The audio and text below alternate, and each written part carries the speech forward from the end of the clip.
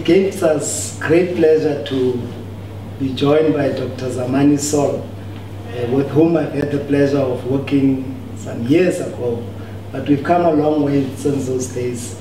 Dr. Saul, is it possible for you to please just introduce to our viewership who you are? I'm Zamani Saul, the provincial chairperson of the ANC in the Northern Cape. And thanks for that. We take it you are the person with the unenviable task of spearheading the ANC's election campaign in the Northern Cape, after which, should the ANC be successful, you will then have the other unenviable task of changing the economic fortunes, the social fortunes of the residents of the Northern Cape. We have one issue that has been bugging us, and we are raising it because at your last Lekotla, you mentioned the dismay at the matric results in our province. We'd just like to know what plans you have in mind to change that situation around. Check my responsibility as the provincial chairperson of the ANC, which is directly linked to the collective responsibility that we have as an elected provincial executive committee. It's basically twin tasks. The first task is to ensure that we strengthen the ANC in the province. We must have a very strong ANC, a growing organization that is united, and the ANC must have capacity to marshal a critical mass of the people of the Northern Cape behind its vision. And then the second task that we are sitting with is that task which we derived from the fact that we're a governing party. So we need to establish a very strong provincial government. So the other way of determining whether the provincial government is strong or not is basically the outcomes, developmental outcomes. Matric results is one of those developmental outcomes.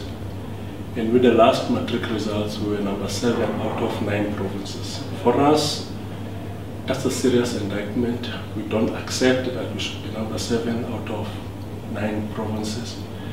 And we only managed to beat 2 rural provinces, which is Limpopo and the Eastern Cape. And Northern Cape is not a rural province, it's an urban province. So we don't accept those results. We are very angry. And we have started a process of engaging with the Department of Education. And we told them that if there is no improvement in the matric results, there is no improvement in the performance of the department, there will definitely be consequences. Because accepting those results, it's creeping, it's like us accepting mediocre. It's mediocre performance. We are not happy about it. We've always said that local government is the hands and feet of government because that's where implementation takes place. But I'm sure you'll agree with me that we seem to be very thinly spread when it comes to human capital, human resources, because most of your, if I may use your, I don't know how to call it jargon, but the cadres that you have deployed or that find themselves in government space, the impression is often that most of them are at your national government, provincial government, and to a lesser extent at local government level. Wouldn't you consider that a serious contradiction in terms, and if yes, what measures will you implement to try and correct that situation? There's a multitude of challenges which are confronting local government. And one of those challenges is institutional capacity of our municipalities. And if you look at the audit outcomes by the Auditor General for the last financial year, there is no significant improvement in how municipalities are managing their finances, which is one of the issues which is at the heart of the services which are rendered by municipalities. And municipalities for us at the African National Congress are very important because municipalities are at the coalface of service delivery. If a clinic does not work good, people go to the municipality to complain. If there is any problem that people encounter in their wards and in their communities, they go to municipalities to raise those complaints. And That is the reason why, as the African National Congress, what we've committed ourselves to do is to ensure that we strengthen the institutional capacity of our municipalities.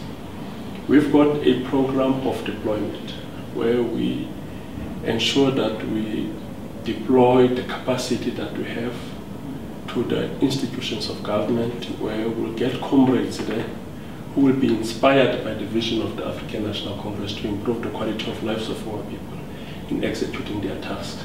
So that is something that we are working on, because most of our municipalities in the province and are small municipalities with a very small revenue base, and in most instances they don't even have adequate revenue to pay the best capacity that is there. So we are working on that. We've involved Provincial Treasury and the Department of Cooperative Governance to look at a possible way of ensuring that we attract your best skills to local municipalities. Because if we've got dysfunctional municipalities without institutional capacity to implement the mandate of the ANC, what we've got in our manifesto will just remain a pipe dream. So we are focusing on that, strengthening of the capacity of our municipalities. Except for that, our municipalities are even currently doing a very good job. In the Northern Cape, as we are speaking, close to 90% of our residents have got access to clean running water. And close to 87% of our residents in the Northern Cape have got access to the grid, that is electricity. And then in almost 91% of the households here in the Northern Cape, there is refuse removal by the municipality. So in terms of the primary mandate of municipalities, there is good work that is taking place. And we firmly believe that what we just need to do is to strengthen the capacity of our municipalities to ensure that we improve on that. On the economic front, I think one of the issues that we have also observed, and I think we will point out two examples, is if one looks at the R and its dependence then on the rail infrastructure through the then railways, and I think Kimberley's dependence on diamonds and De Beers. I think one of the things that we are not sure we're doing okay is to plan for alternative economic activities in your mining towns, for instance, Katu, where it might be prudent for the incoming government or the current government to already look at substitution economies now that the mining goes. What we often do is we wait for the mines to close down, towns become ghost towns, they're then declared to ghost towns, and then we start doing something about it. And I know you did respond that you've got a very vigorous economic recovery plan. Can you please just share with us what your plans are in some of those towns where you already have a lot of activity? Because unfortunately, as we know, mining is an unrenewable resource, and instead of waiting for the resources to run out. Please share your thoughts. To check our focus for what we call as the second phase of the transition, which is a phase that will focus on radical economic transformation.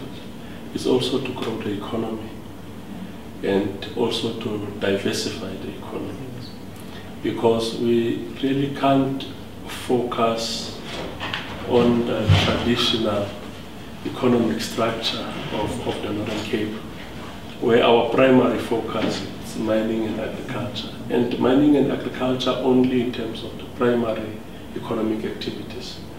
When we speak about mining, during the second phase of the transition, we speak about mining and beneficiation. There should be some process of adding value to the raw products that we are producing as the province. When we speak of agriculture, we speak of agriculture and agro-processing. There should be a process of adding value to the raw products that we produce in the agricultural sector. Without that, we can just forget about growth, growing the economy of the province.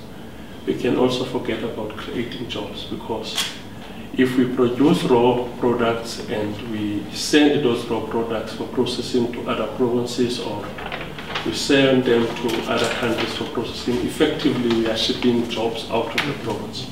Tax shops have been taken over by our foreign nationals. And unfortunately, the same can be said for a lot of industries. What can we do to address or reverse that situation? Yes, you see, you can't adequately respond to the question without reflecting on the history of South Africa and the attitude which the apartheid regime had in dealing with previously oppressed masses. Their attitude was that blacks can be industrialists. That was their initial attitude, that the people who can be industrialists in the country, it's a white population, and there's certain trainings that we were not exposed to, which were only exposed to white people as part and parcel of their broader affirmative action to empower the white population. So what we'll have to look into with regards to black economic empowerment is to, number one, ensure that we do give our people the necessary training and they get the necessary skills, because one of the biggest challenges that we have, and which contributed to the collapse of many initiatives which were government funded, is that as soon as people make their first million, they use that money and invest it on activities which are unrelated to their business ventures. So we have to ensure that we strengthen training of SMMEs, and as well as we give them the necessary capital. Because if you go to the financial institutions like your ABSAs, your Nedbank, and your FNB, they don't really borrow money to previously disadvantaged. So a developmental state should direct funding and should make funding available in order to ensure that those who were previously disadvantaged, they do have the seed capital to put up business initiative, decent business initiatives from which they can generate profit. Black entrepreneurs who are doing work with government claim that the 30-day period that has been set and is continuously emphasized by the president and ministers, and I know even in the province. But at a practical level, you also have that challenge where a lot of people go bankrupt just waiting for payment, which can be processed within days. And unfortunately, it comes back to the issue of institutional. I don't think it's so much the capacity. Sometimes it's well also. And if I may, to close off from our side, link that to the issue of corruption. Yeah. You know, South Africa, unfortunately, is seen as a very corrupt country. And how do you see yourself dealing with that matter in as decisive a manner as possible? Because it is really a cancer that's plaguing our government and our country. At the last NEC Lekgotla, there was reflections on that by National Treasury. Actually, their presentation was per province. The Northern Cape is the most improved province with regard to the payment of invoices within the first 30 days. There is massive improvement in the province. We used to have those difficulties, and the negative consequences thereof is that most of these small businesses, they run out of cash, they sit with liquid problems, and they will have to offload some of the people who are working for them. But fortunately in the province, over the past 18 months, there is a gradual improvement.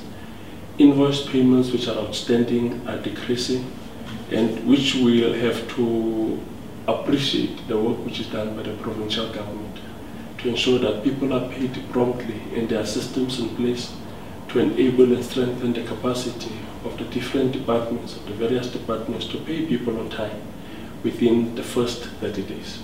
Because if we don't do that, we are actually be killing small businesses in the province.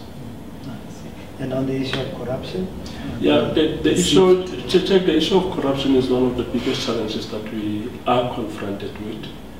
And I'm certain you all know that there's a whole lot of commissions that have been instituted by the President, the Commission on State Capture, PIC, and then the Commission on the National Directorate of Public Prosecution. So there's a whole lot of commissions which have been set up, but as the African National Congress, we've expressed our willingness and our eagerness to ensure that we clean up the administration, we clean up the state, and all corrupt activities, we should tackle them head on without fear and favor, because the only asset that the ANC have, which the ANC trades with the people of this country, is its image. And if its image gets dented through corrupt practices of ANC members and comrades that we deploy to the different government departments, the image gets tainted, and people then start to lose confidence in the ANC.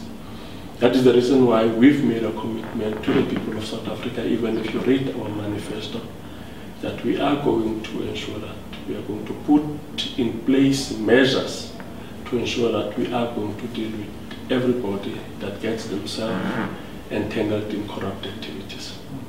No, thanks. And in wrapping up, we would just like to know from you, what do you believe your chances are in the upcoming elections? Because as you know, we have a very robust set of engagement, and the ANC has gone through different periods, and I must say since 1994 we have seen some growth. I think in 1994 you got just over 50% of the votes, and 96 you got 65% or so. Where do you see yourself now, and why would you think that? Check, the elections are about, we are the governing party, and for us elections are not about empty promises which are in our manifesto. That's the reason why if you read the ANC manifesto, it differs from the manifesto of other political parties. Because in our manifesto we've got the first chapter that reflects on the work that we have done over the past 25 years. And then you've got the second chapter that actually reflects on the challenges that we've confronted. And then you've got the third chapter of our manifesto that reflects on what is still outstanding in achieving our vision of a democratic, non-sexual, non-racist, and prosperous South Africa. Thank you for watching Solomon Star Online. Catch you next time.